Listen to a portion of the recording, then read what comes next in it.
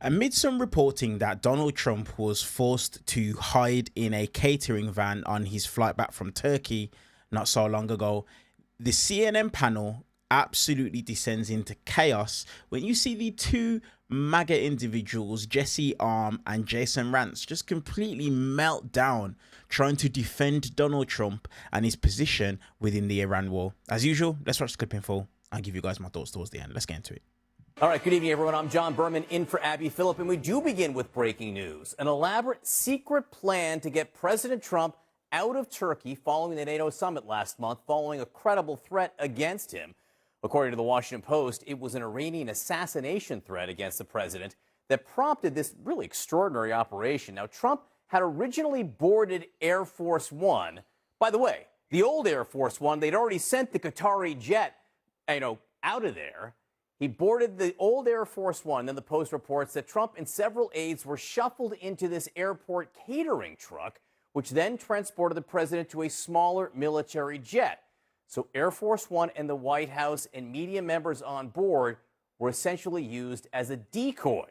The paper notes that the maneuver meant that Trump's actual location was concealed from the American public and many senior U.S. officials for hours. It's still not clear how Trump was transported from the other plane back onto Air Force One after it landed, but he did get back on it when seen coming down the stairs just before 11 p.m.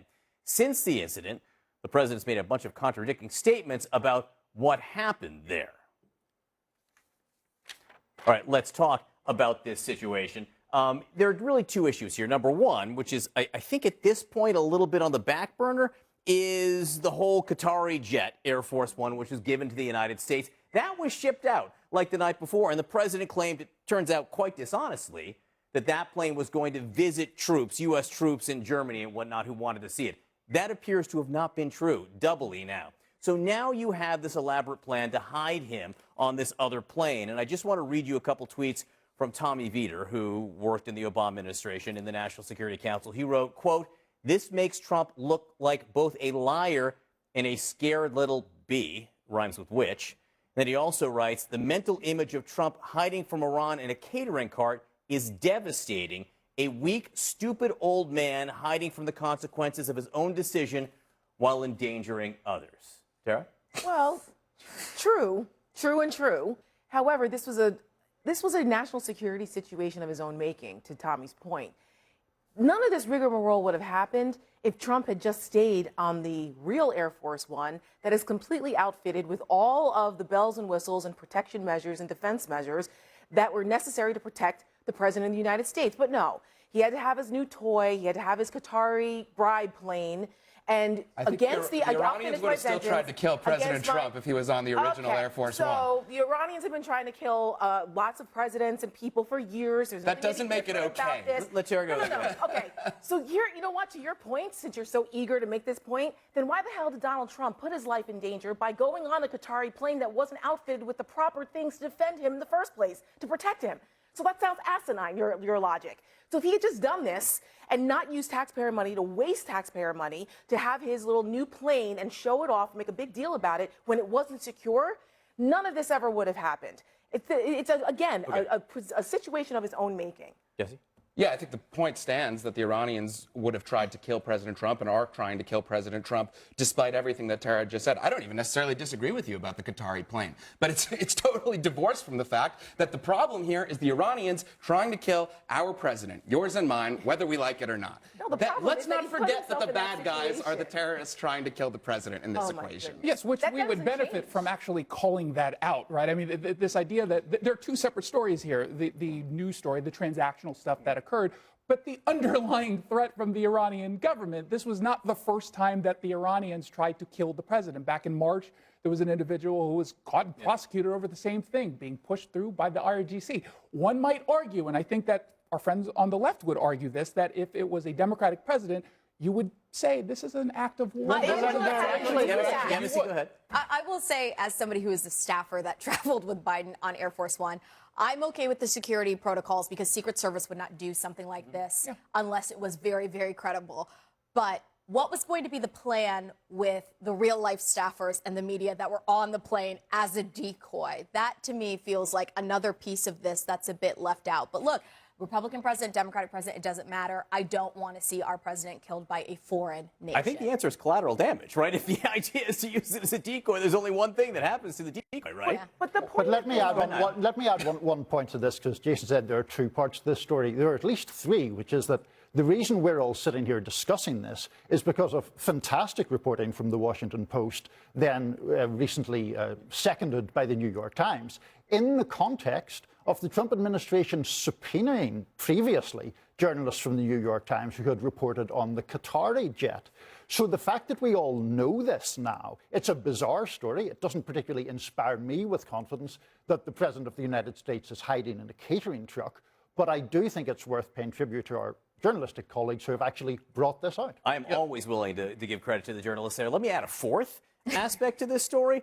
This doesn't seem like a particularly weak Islamic Republic of Iran right now if the president is forced to hide in a catering truck by this country he's been at war for months, right? He wasn't cowering in a catering truck. Well, you couldn't see him. He wasn't. I mean, he was using that as a vehicle to get to another plane for security purposes, most likely, as you point out, because Secret Service said, this is the way we need to handle this. So it seems odd to frame it in that way. And the Tommy Vietor the tweets are absolute lunacy. I mean, that is a ridiculous way to frame a security protocol to protect the United States of America, almost as if they're goading him to go into situations in which there's another assassination attempt on his life. Okay. I don't know what the practical matter is of that, other than to try to shame him for not being the subject of an Iranian plot to murder him. You're ignoring why the Secret Service had to make that change, why that he was put in that position, is because he did not take Air Force One, the original Air Force One that is completely... That's not true. But that's not true. That is factually inaccurate. So we're the saying folks that we were talking about, just one point. Okay. The folks that we're talking about, the so-called decoys, were on the old Air Force One. Right. So yes, they were there. So despite the fact that has the top-of-the-line security... Before all of that, it was before all of that, he flew to Turkey. They didn't target that plane. No, you didn't. The Qatari airplane, and he could not fly from back home from Turkey because that plane was not. That is not right. That is not. I will say this. He did not listen to national security folks about that. He certainly could not fly in the Qatari jet. Right. That's true. But they also determined he couldn't fly on the 747 that had been serving as Air Force One for some time. So they had to go to option C there. And Niall, just to my point, if we can just address this for 1 second. If not, you take out the cowering and a catering truck for Tommy Vietor, this is still the Iranians dictating actions by the President of the United States. Yeah, 100%. And also to the other point that you made, actions that the old Air Force One, the traditional Air Force One, was not formidable enough for them to feel safe traveling in. This, with all due respect to Tara, isn't really about the Qatari jet. It's about the fact that the dangers were apparently so acute that there was no plane that he could safely travel on and be known to be traveling on it. They took him off, or they decided against using the traditional Air Force One because he was under such threat from this nation that he sort of demeans as a minnow that has been overwhelmed by American military firepower. Can we just rewind a hot sec? You said this is evidence that the Iranians are somehow stronger or more emboldened than we... I didn't say than us. I just said... Than we anticipate. And an emboldened Iran. Sure. I disagree. I think that this is a regime that doesn't even have a supreme leader, okay, at this point. He's missing in action. We have no idea where this guy is. It's a weekend at Bernie's, weekend at Mojtabad situation over there in Tehran at this point. So why is Trump hiding in a catering truck? Right. Trump is hiding in a catering truck because we have an excess of security protocols that we go through our Secret Service. So you think the Secret Service threw him in there just for the fun of it? I think they threw him in there because he's in danger, and he's in danger from Iranian attack. Absolutely. The Iranians are trying to kill our president. We're all in danger because of the Iranian terror regime. You too, even though you're Irish. They want you too. Yeah, this is at a tennis match, looking back and forth here. Let me move this along ever so slightly to follow off your point there, because if the Iranian regime is in shambles, as you say, why is it that the president keeps shifting his positions in negotiations with them? The Wall Street Journal reporting today that Trump has been laying the groundwork to declare victory, even floating the idea of walking away without a nuclear deal. This, Yemisi, is the low-keying of negotiations with Iran. We'll just leave things as they are. They'll keep, the remnants of the nuclear program for now. What happens next? I think he's backpedaling and trying to get out of this. Domestically, we have midterms going on. We have the real domestic cost of this war. And politically, I don't think he's gained anything out of it. Internationally, we've frustrated our allies. People in the Middle East are wondering what we're going to continue to do here. The Strait of Hormuz, which has been this nexus for everything, still remains this piece of the puzzle that we are not able to get control over. And I also want to point out, nuclear, Strait of Hormuz, there's also a humanitarian element. We went into this country with the idea that we were also going to save people because this was a regime that was oppressing them. That will never come to fruition. I think every president, to be fair, every president has a dream about how to handle Iran. And time again, Iran proves that it cannot be handled by a country that actually has to focus on how its constituents feel. Your political point, I think, is completely valid, and I think that's behind all of this. You get into the midterms, you do as little damage as humanly possible at this point. I don't know what that might even look like. And then you restart negotiations afterwards. To be clear, even in the Washington Post, I don't think the intention here is to say that we're going to allow them to now have nuclear capabilities. The question is pausing that aspect of this, declaring a victory that the American people will accept and the media will print, get through the midterms, and then move on. How are we better off now than we were before? Because Iran is weaker. They don't have a military. Yes, they are. You just made the point that they are capable of having a capable enough threat to the president of the United States. You're arguing. The goals are two completely separate issues. The goals at the outset of this conflict were twofold. Stop the Iranian nuclear program. They cannot have one. And then end the Iranian missile arsenal to the point where they can defend the recreation of that nuclear program. Those goals have been accomplished.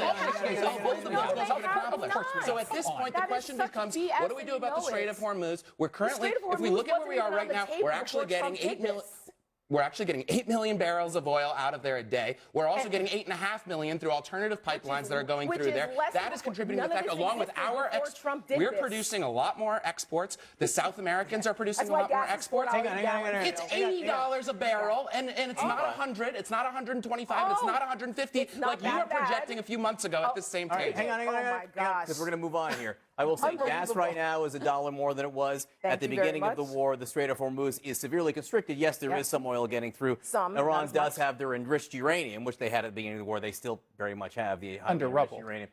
We think? There's no intel that suggests that it's not under rubble. It's still there. It's still there. Sure. Bottom line, and it's not gone yet. And there's no mechanism to get it up. That is just where things stand at this moment. That's right. And they continue to shoot some missiles here and there. And they still have nuclear capabilities. We are going to move on. Donald Trump and the right. So I'm going to go ahead and pause it there, but I'm going to be real, man. Like, I ain't got too much to say, but I just think that it's so interesting that MAGA will go so hard defending Donald Trump. And let's just keep it real. He has royally messed up in this situation. He's messed up. He's ruined the United States' image around the world. He's destroyed relationships with allies. He's emboldened Iran. And this is the most important thing for me when it comes to these sort of conflicts. The complaint is that places like Iran are continuously a terror regime and they keep on doing things that terrorists do. But the other side of things, and I saw this today on Joe Kent's Twitter. This was someone to do with Donald Trump's intelligence within this administration, the guy who quit. He said that because of what's happened, Iranians have now been radicalized more than ever. So with that being the case, all that basically means is more actions that the West would deem are terrorist actions. This is all that he has done within this conflict, because contrary to what Jesse Arm wants to say, the absolute liar, the fight to try and prevent them from having a nuclear weapon, that has completely crumbled and died because they still have everything intact. Regime change has crumbled and died because all they've done is killed the first Ayatollah, who was the individual who supposedly, according to reporting, was more mellow in his thinking, and he has now been replaced by his son, who is far more radical than he is. Nothing positive has come out of this exchange, and more than anything, America just looks weaker than ever. And you can tell that that's the case, because that's the reason as to why you're seeing countries come together. I believe it's Saudi, the UAE, and I think it was Pakistan, it may have been. They have now come together to form a defensive alliance because they've realized that the hope and the strength that America once held, they no longer hold that power. And not just that, they can't defend them. That's what they've realized. But let me know your guys' thoughts on this exchange in the comment section below. See you guys in the next one.